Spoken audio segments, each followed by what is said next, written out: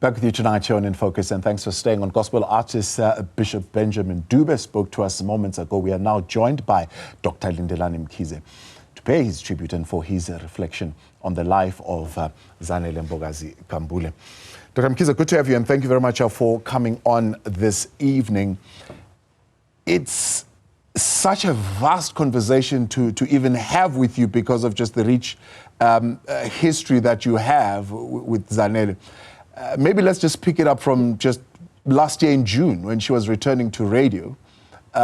Knowing you and how media shy you are and how many people will actually manage to get an interview with Lindelani Mkhize, she's one of those that managed to get that particular moment. Why?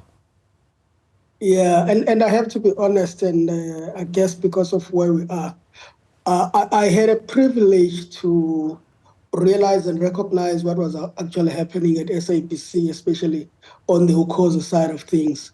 And I managed to talk to the powers that be that we need a voice that understands gospel after they've done some serious reshuffling.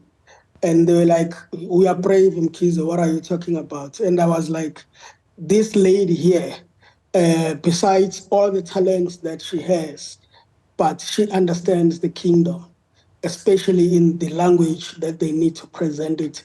And fast forward to that particular time. So basically, I was kind of paying back in a way when I had to do that interview. Otherwise, you know me, I avoid them as much as I can. I believe that I belong behind, not in front. Now, being a promoter and having worked across the board, if you talk about the work and the various streams of creating artists, or if you want to say A&R, what is it about Zanele that made her to be able to get product and make it pop the way that she did? In most of the projects that I've worked with, especially on the gospel side of things, gospel music has been struggling to break into the commercial side of things.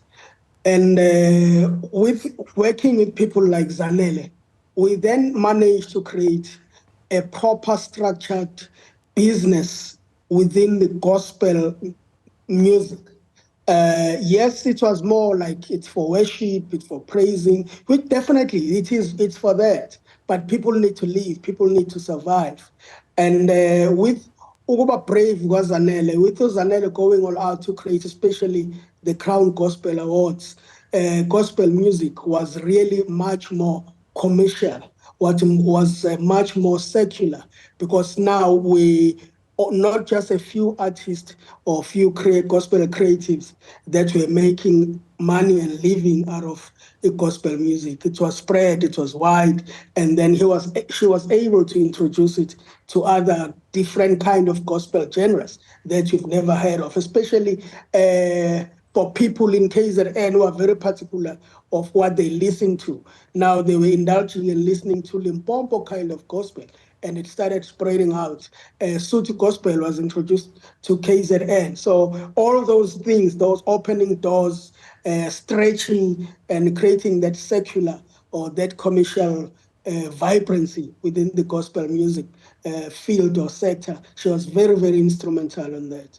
For the 16 years that the Crowns have been around, if you yourself were not there lending your personal support, you were either sending one of us, or it would be Jabu there, but definitely you would want to see Joyous Celebration as a platform represented there. I remember when you had to go in and get your Lifetime Achievement Award, you left us on stage.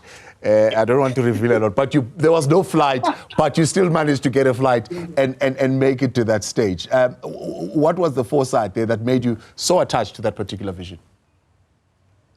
It's basically pure based on that, Guti.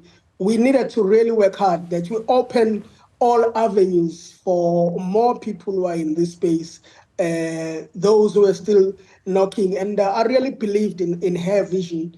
I still do. But more than anything, she was an all-rounder. What a gem. She's really will be irreplaceable. And I love the fact that she was a drama queen. And when she wanted something, she could get it. And those are the kind of people that we need in the business side of things, who push, who fight to get what they really want. I mean, to get governments supporting gospel music, and she really went all out to make sure that that does happen. Yeah, I know you call her drama queen, but she valued your creative input.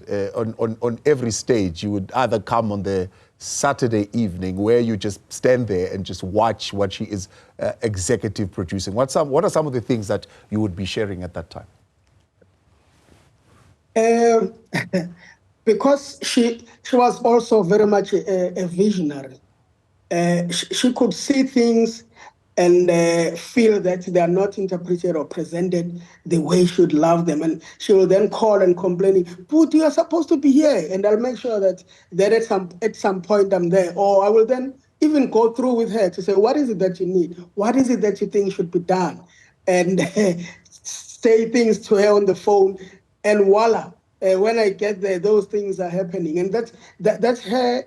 That was one of her very many strong talents, that she could push for what she wanted, and she could visualize things the way she wanted. And so much that I really believe, if even her passing, Zanele was very much aware that at some point she'll be passing by, and she let it happen. Yes, do you know what was one of her favorite songs, Tama? I will want you to sing for me. I think I can still direct you. Okay. Just sing that line for me. Emaushe umsebenzi. Oh, dear. And then interpret that meaning. Oh dear. And then tell the people where does the chorus go to, and what does the chorus say. That was one of her favorite songs. And she kept, Mkhize, when are you arranging this song? I know you'll add magic to it. But please do interpret the meaning of that song. It's when the roll is called up yonder, I will be there. That's the English version of that song. Yes. But I need you to sing this part. There you go. Yes. And then the chorus will go to, I mean, what's the meaning of that? Yeah. What's the meaning of that? A clear awareness that her time will come when she would have to pass and leave the baton, as opposed to the next generation. Now, the bishop was talking about a table that has been set for gospel music. She set her table for gospel music. You have done your bit. You're not going anywhere yet. The bishop himself has done his bit, setting this table for gospel music. It's a huge challenge, I suppose, that remains behind now that particularly Zanele has gone.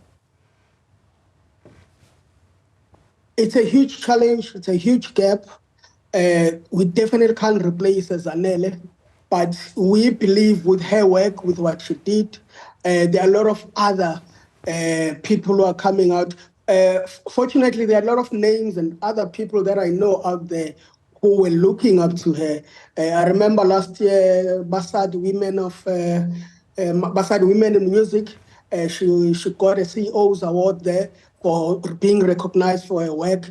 That lady who does that is one of those who are really ready to take over and run with the baton, doing it her way. So there are those people that just need to fight, to push, and of course be given a chance. Dr. Mkhize, I appreciate your time as always. You know how difficult these conversations can be, but it's always easier when you come on. We appreciate your time and thank you very much for coming on. Dr. Lindelani Mkhize there and reflecting on the life of Zanele Mbokazi.